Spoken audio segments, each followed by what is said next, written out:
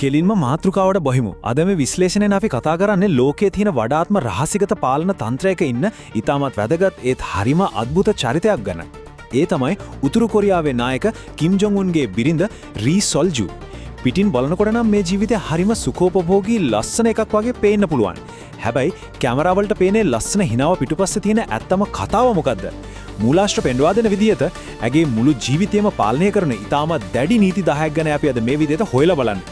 මේ දේවල් කොහොමද සිද්ධ වෙන්නේ කියලා තේරුම් ගන්න අපි මේ කාරණාව ප්‍රධාන අදියර 4කට කඩා ගමු.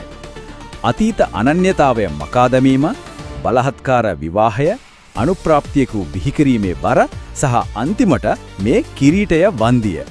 ඉතින් අපි මුලින්ම කතා කරමු පළවෙනි අදියර ගැන. ඒ තමයි අතීත අනන්‍යතාවය මකා දැමීම එහෙමත් නැත්නම් ගායිකාවකගේ අතුරුදහන් වීම කියන කාරණාව. දැන් හිතලා බලන්න 2009 වසරට කලින් ඈ කියන්නේ උතුරු කොරියානු රාජ්‍යවාදී වෘන්දයක හිටපු හරිම ක්‍රියාකාරී ඒ වගේම දක්ෂ ගායිකාවක්. හැබැයි 2009 දී එකපාරටම ඇය කිසිම සලකුණක් නැතුව මහජනතාවගෙන් අතුරුදහන් වෙනවා. ඊට පස්සේ ඇය ආයමත් ලෝකයට පේන්නේ උත්තරීතර නායකයාගේ බිරිඳ විදියට. මේකෙන් අපිට පැහැදිලි වෙන ලොකුම දේ තමයි ඇගේ මුළු ජීවිත ගමන් මගම රාජ්‍ය දේශපාලනික අවශ්‍යතාවය මත සම්පූර්ණයෙන්ම අලුතින්ම ලියවුණු එකක් කියන එක.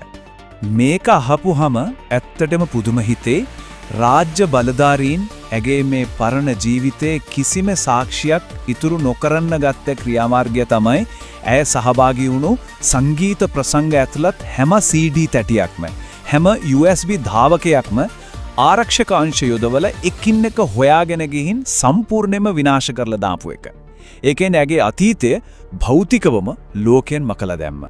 ඒ විතරක් නෙවෙයි මේකේ තියෙන වඩාත්ම සිත්ගන්නාසුළු කාරණාව තමයි ඇගේ නම පවා සැබෑ එකක් නෙවෙයි කියන එක බුද්ධ්‍යංශ විශ්ලේෂකයන් විශ්වාස කරන්නේ මේ රීසෝල්ජු කියන නම හුදෙක්ම ඇගේ මුල් අනන්‍යතාවය සහ පෞල් පසුබිම ලෝකෙන් වසන් කරන්න රජය විසින්ම හදලා දෙක ව්‍යාජ නමක් කියලයි. නමක් කියන්නේ සාමාන්‍ය මිනිස්සෙකුගේ මූලිකම අනන්‍යතාවයනේ. හැබැයි මෙතනදී ඒක පවා රාජ්‍ය වසන් කිරීමේ මෙවලමක් බවට පත් වෙලා. හරි අපි දැන් යමු අපේ දෙවෙනි අදියරට. ඒ තමයි බලහත්කාර විවාහය සහ රන් කූඩුවක හුදකලා කිරීම.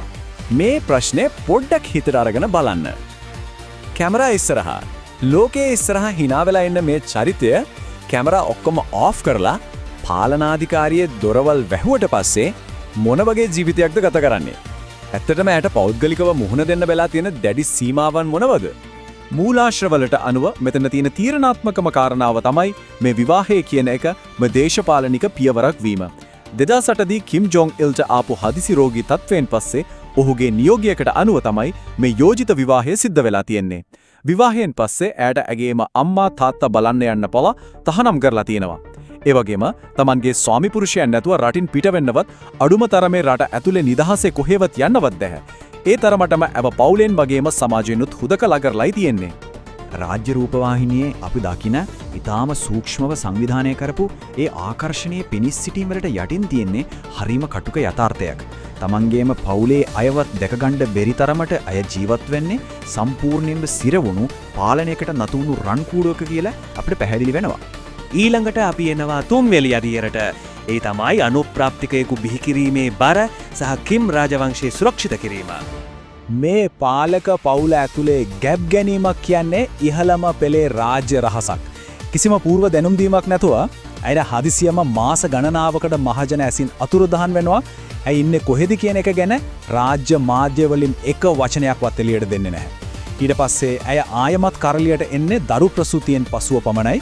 සාමාන්‍ය මවකට ලැබෙන නිදහස වෙනුවට මෙතන තියෙන්නේ අතිශය රහසිගත මිලිටරි මෙහෙයුමක් වගේ පාලනයක්.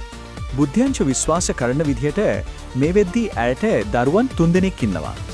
මෑතකදී කරලියට ආපු ජුවේ කියන දියණියත් ඒ අතර ඉන්නවා. ඉතින් මේ දරුවන් සියලු දෙනාම ඉපදිලා තින්නේ අපි අර කලින් කතා කරපු අතිශය රහසිගත හුදකලා ක්‍රියාවලිය හරහාම තමයි. මේ ඔක්කොමත් එක්ක ඈ මත පැටවෙන දැවැන්තම මානසික පීඩනය මොකක්ද දන්නවද? පාලන රුධිර නාලිකාව එම නැත්නම් කිම් රාජවංශයේ අකණ්ඩ පැවැත්ම සහතික කරන්න අනිවාර්යයෙන්ම පිරිමි උරුමකාරයෙක් බිහි කළ යුතුමයි කියන දැඩි නියමය. මේක ඇත්තටම දේශපාලනික බලය රඳවා ගැනීම වෙනුවෙන් මවක් මත පටවන ඉතාමත් කටුක ඒ වගේම බරපතල කොන්දේසියක්. දැන් අපි බලමු අතේ අවසාන අදියරේ තමයි කිරීටයේ වන්දිය සහ සම්පූර්ණ රාජ්‍ය පාලනය කියන එක. මේ පාලනය අන්තිම ස්තරය කොහොමද වැඩ කරන්නේ කියලා බැලුවොත් ඇගේ ඇඳුම් පැළඳුම් පවා තීරණය කරන්නේ රජයෙන්. රාජ්‍ය අනුමත කරපු සීමිත විලාසිතා විතරයි ඇඳිය හැක්කේ. ඒ වගේම කිම් ඉල් සුන් හෝ කිම් ජොන් ඉල් ලාංඡනය පැළඳීම අනිවාර්යයි. මාධ්‍යයට කතා කරනවා තියා මාධ්‍යවේදියෙක් දිහා බලන්නවත් ඇයට අවසර නැහැ. මේ හැමදේම සිද්ධ වෙන්නේ නිරන්තර මිලිටරි නිරීක්ෂණයක්. ඒ කියන්නේ පැය 24ෙම ඇසගස්සාගෙන ඉන්න වටපිටාවක් ඇතුලේ. එහා ගැන බටහිර ලෝකයක් කරන මේ නිරීක්ෂණය ඇත්තටම හරි අපූරුයි. සෑම විටම ස්වාමි පුරුෂයා අසල අත්පොලසන් දෙමින් හෝ සිනාසෙමින් පමණක් සිටින දක්නට ලැබේ. මේකෙන් කියවෙන්නේ මොකද්ද?